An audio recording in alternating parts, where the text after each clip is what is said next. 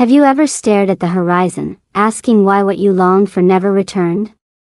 This video takes you on a slow Danish story to practice listening, reading, and speaking English, about a boat that left and never came back.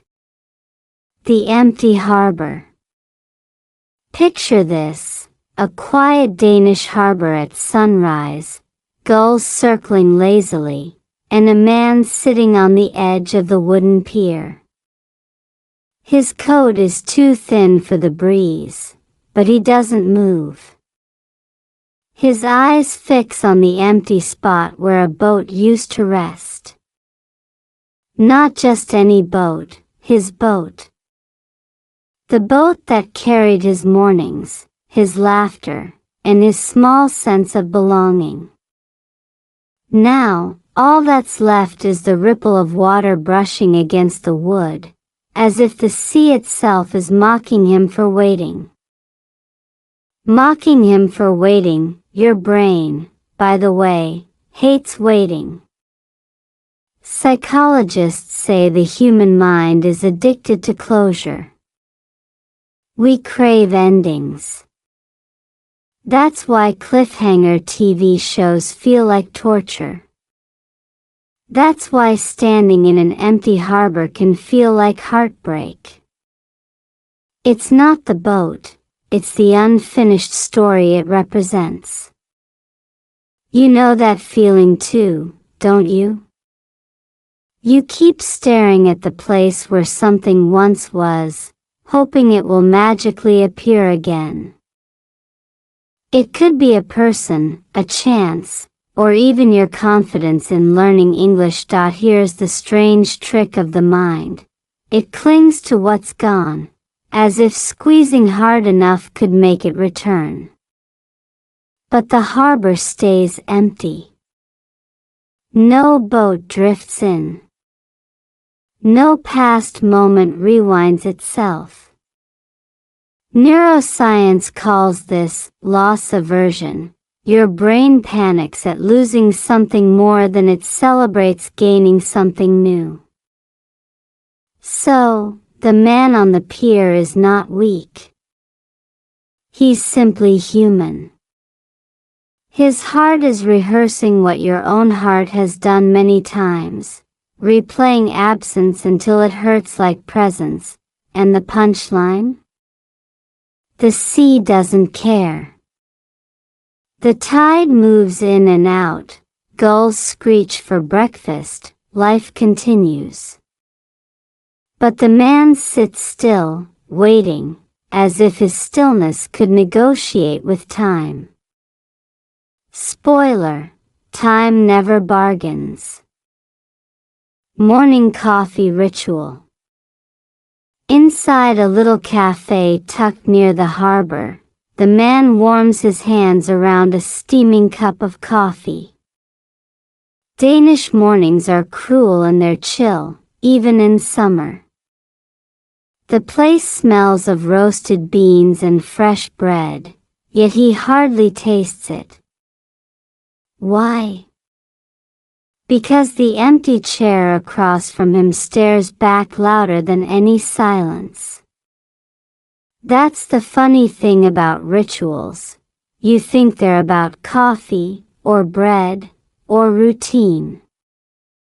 But really, they're about who used to sit with you while you did them. Your brain is a master of association. Neuroscientists call it context-dependent memory.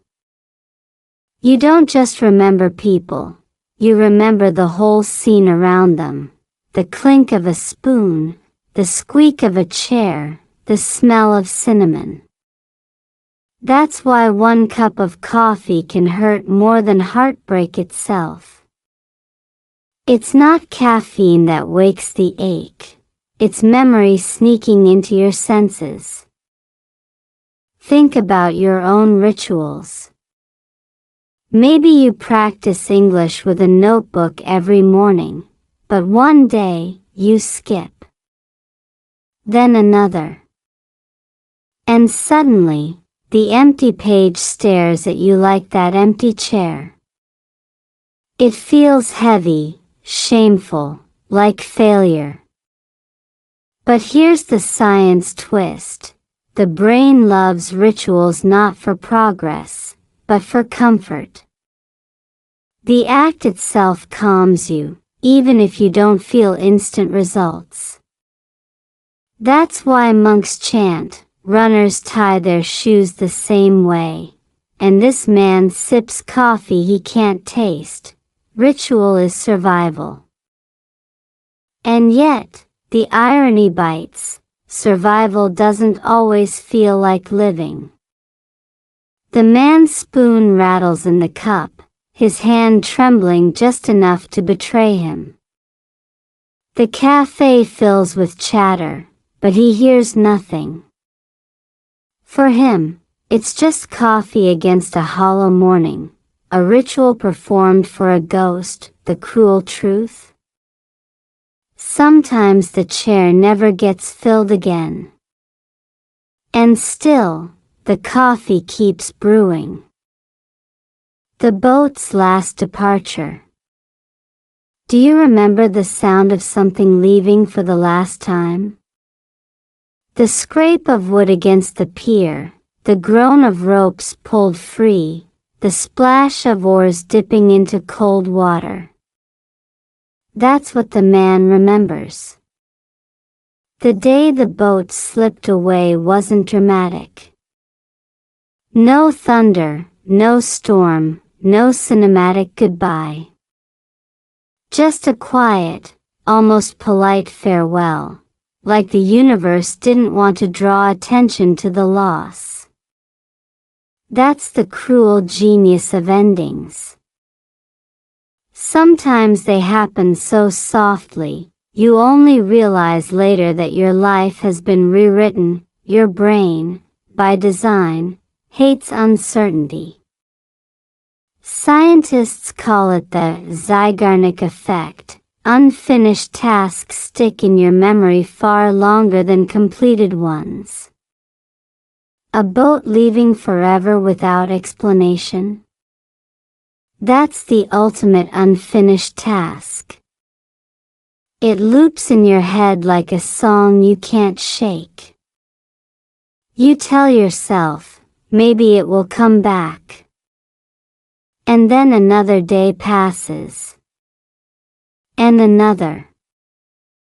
Soon the waiting becomes its own habit, like checking your phone for a message that never arrives. For the man at the harbor, that boat wasn't just wood and sails. It was his anchor, his proof that he belonged somewhere. Now the space it once filled is a hole in his chest. He tries to remember the exact moment the boat disappeared from sight, but memory plays tricks. Did it vanish slowly, melting into the horizon? Or did it snap away instantly, like a light switched off? He doesn't know. What he does know is this: he didn't say goodbye, and maybe that's why he can't move on. Farewells, no matter how painful, close a door. But when the door stays ajar, your mind keeps wandering back, poking its head inside, hoping for movement. Spoiler alert, the room is empty. Always was, always will be. So the man stands at the harbor, replaying that last departure like a broken film reel. And the sea, indifferent as ever, refuses to answer. Loneliness in Copenhagen. Copenhagen is alive. Bikes rushing past, bells chiming, children laughing near the canals. Tourists snap photos of Nyhavn's colorful houses while street musicians strum their guitars. It's a city that hums with energy. And yet, for the man, it's like standing in the middle of a concert with noise-canceling headphones. Everyone is moving, talking, living. He is still. Loneliness is strange that way. It doesn't always strike in silence. It thrives in the middle of noise. Psychologists have a word for this: perceived isolation. It's not about how many people surround you. It's about whether you feel connected. You can be packed like sardines in a metro car and still feel like you're floating in deep space. That's the man's Copenhagen. Crowded streets, empty soul. And ironically, studies show loneliness hits the brain like physical pain. The same neural pathways fire as if you've been cut or burned. Loneliness literally hurts. No bandage, no aspirin, just invisible wounds. For English learners, loneliness sneaks in too. You sit in a classroom or watch a video online, surrounded by voices, but you still feel left out. Words race by like bicycles on Copenhagen streets, and you can't catch up. You feel foolish, disconnected, small. That same ache the man feels in his chest when he watches strangers laugh. That's the ache you feel when you can't join the conversation. The man walks along SloThe, the busy shopping street, lights glittering in shop windows. People bump into him, apologize quickly, then rush on. To them, he's invisible. And maybe that's the sharpest cut of all. Not rejection, not cruelty, just the quiet indifference of a city that doesn't even notice you exist. And here's the bitter joke: loneliness in a crowd is lonelier than loneliness alone. At least when you're alone, you expect the silence. Conversations with strangers.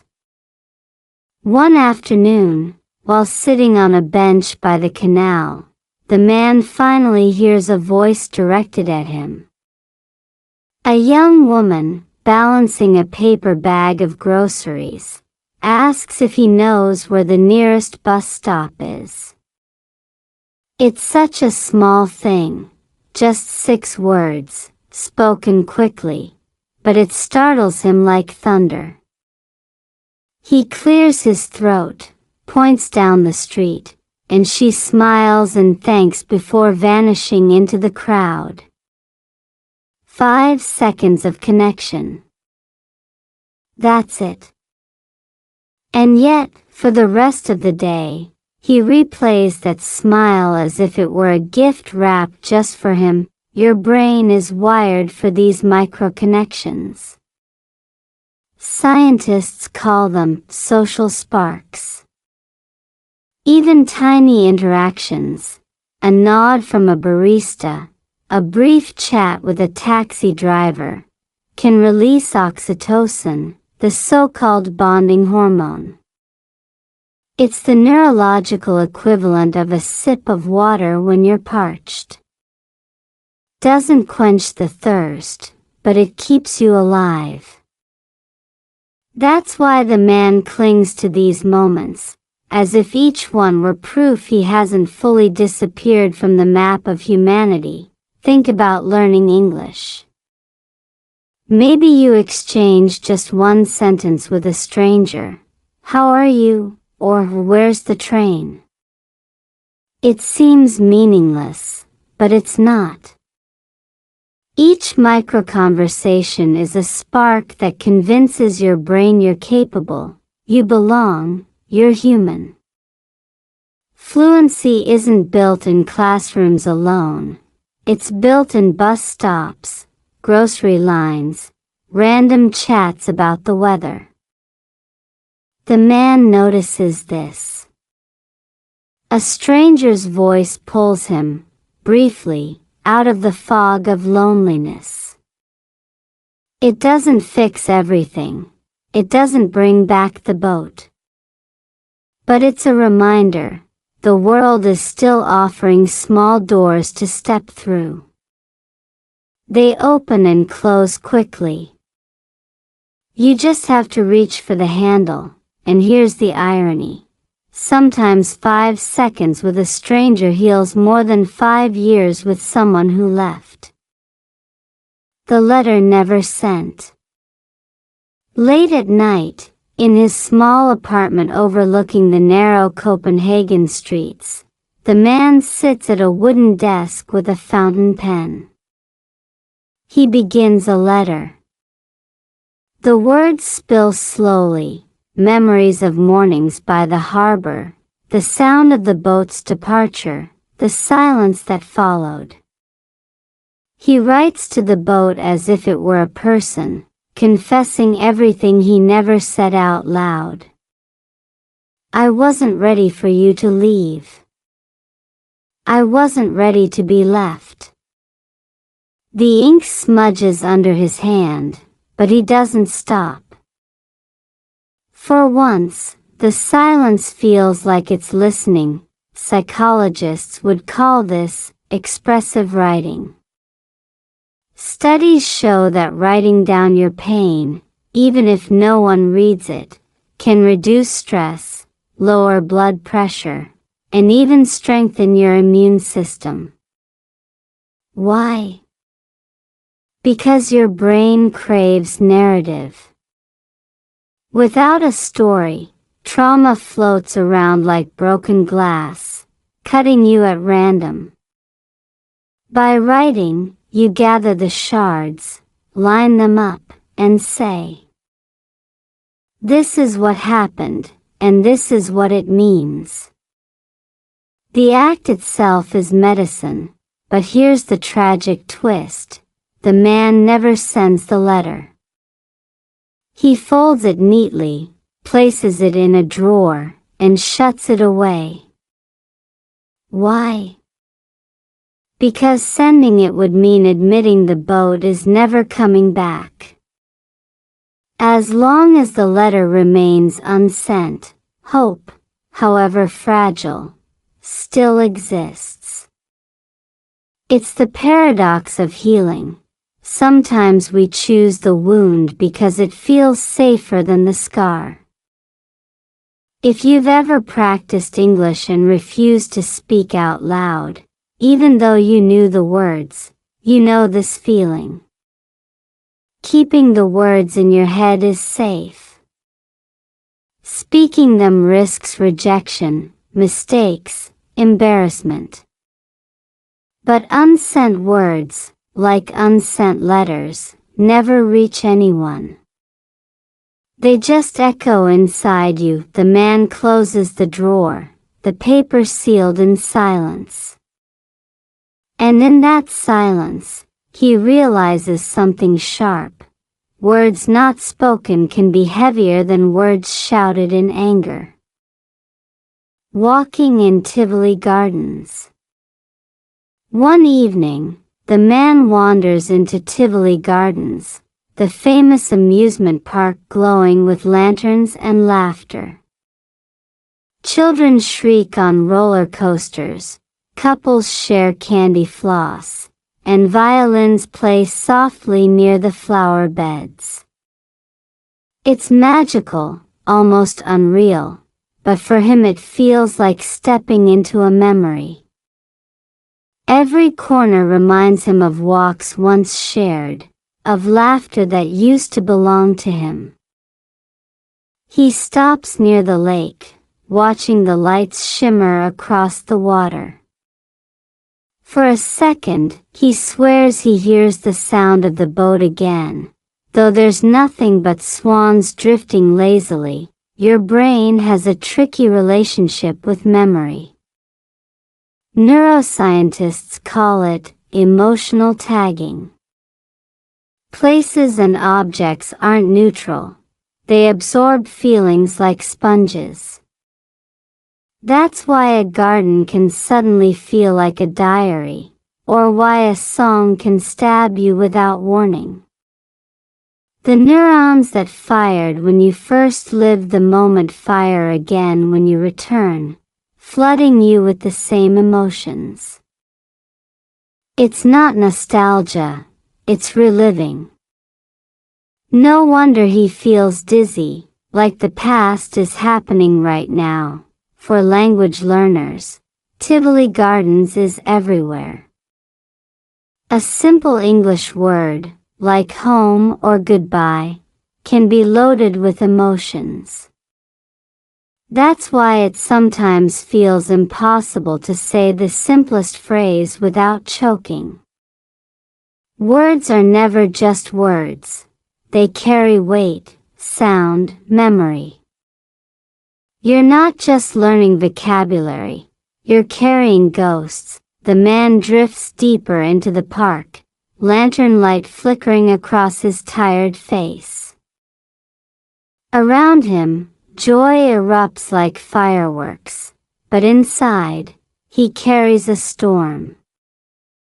He buys a small pastry, takes one bite, and suddenly remembers eating the same treat years ago with someone who is gone.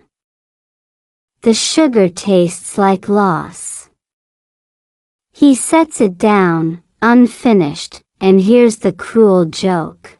Tivoli Gardens is designed to make people forget their sorrows. But memory doesn't ask for permission. It sneaks into the music, hides in the lights, and whispers, "You are still waiting at the harbor." Letting go or holding on. Imagine gripping a rope so tightly that your palms blister, but you refuse to let go, because letting go feels like surrender. That's exactly the man's dilemma. Every night, staring at the ceiling, he asks himself the same question: should I keep waiting for the boat, or should I finally accept it's gone forever? His mind is a courtroom with no judge, only endless arguments. One side whispers, "Hold on, hope is noble." The other side hisses, "Release, clinging is killing you." Psychologists describe this tug-of-war as ambiguous loss.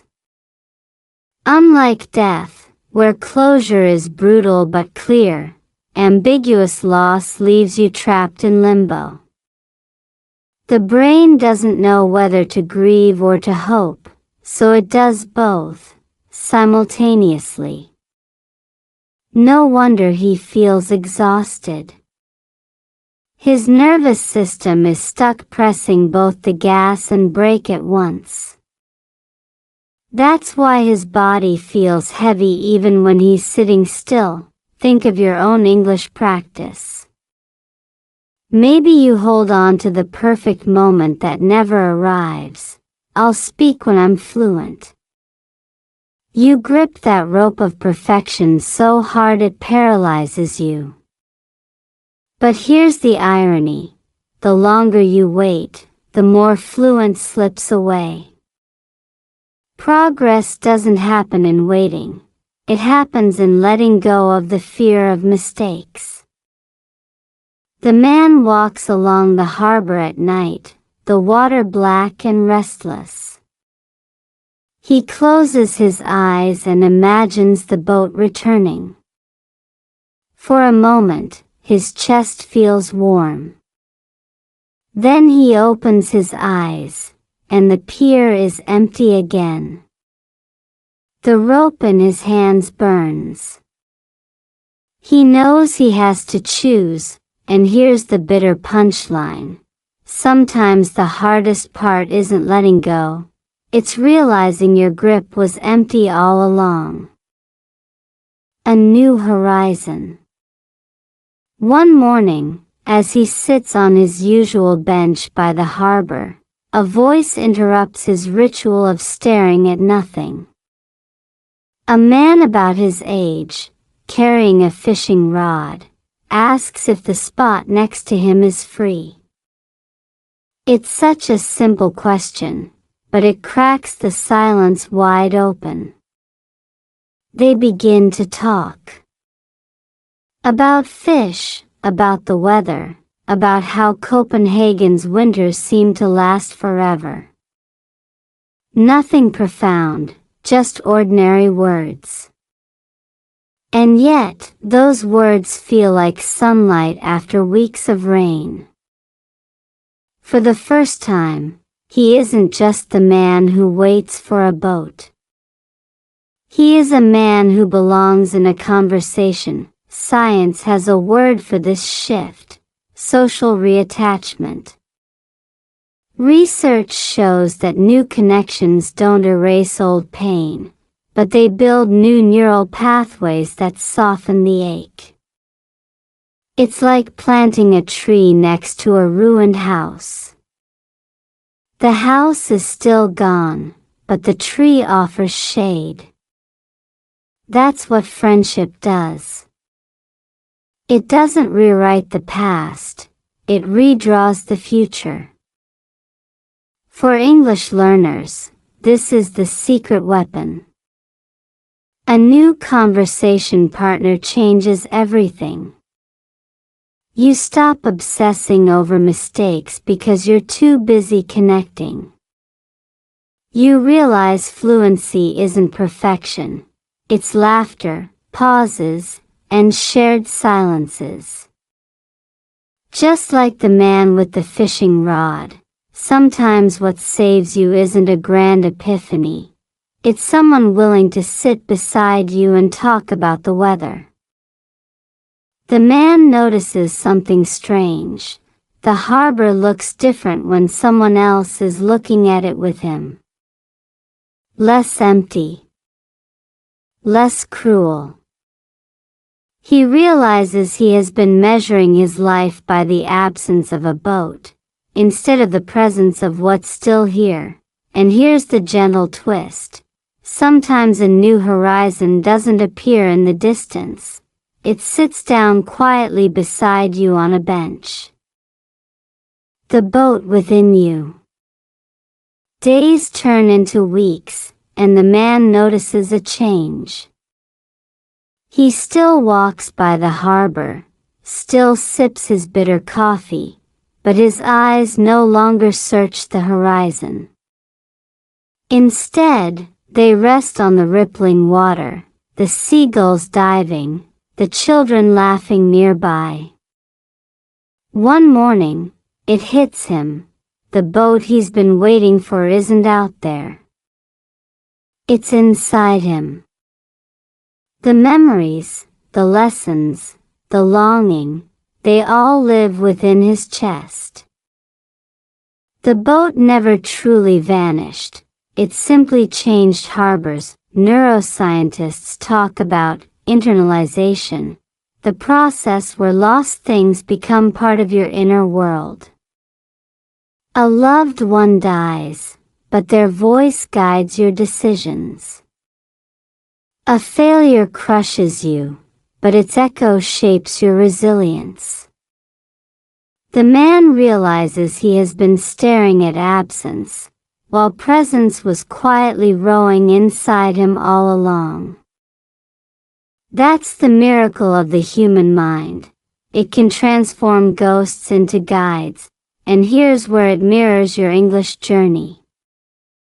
You think fluency is some distant boat, forever sailing away from you. But the truth? Every word you've practiced, every mistake you've made, every sentence you've whispered to yourself, they're already yours. The boat isn't out there, it's you. You carry it in your lungs, in your tongue, in the courage it takes to speak again tomorrow. The man stands from the bench, stretching his tired arms. He doesn't wave to the horizon this time. He simply breathes, deeply, as if filling his chest with sails. The harbor remains empty, but his heart feels full. And for the first time in years, he walks away, not waiting, not clinging, but carrying his boat within him. So the question isn't whether the boat will return. The real question is, will you finally set sail with the one already inside you? Thanks for watching this slow English practice with a Danish story. Keep improving your listening, reading, and speaking every day. Subscribe for more inspiring English learning videos and let Denmark's everyday stories guide your fluency and motivation forward.